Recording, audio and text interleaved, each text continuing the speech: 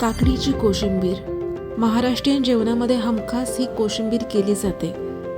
आंबट गोड दह्यासोबत कांदा, टोमॅटो, कोथिंबीर आणि काकडीचे बारीक काप करून ते व्यवस्थित मिक्स केले जाते.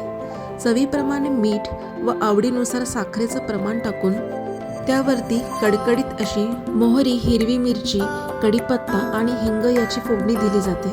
काही ठिकाणी यामध्ये भाजलेल्या शेंगदाण्यांचा कूट देखील टाकतात. जेवणासोबत सर्व करताना थंडगार कोशिंबीर सर्व करा. तसेच अजून कोणत्या कोणत्या प्रकारची कोशिंबीर करता येतील हे देखील तुम्ही मला कमेंटमध्ये नक्की सांगा.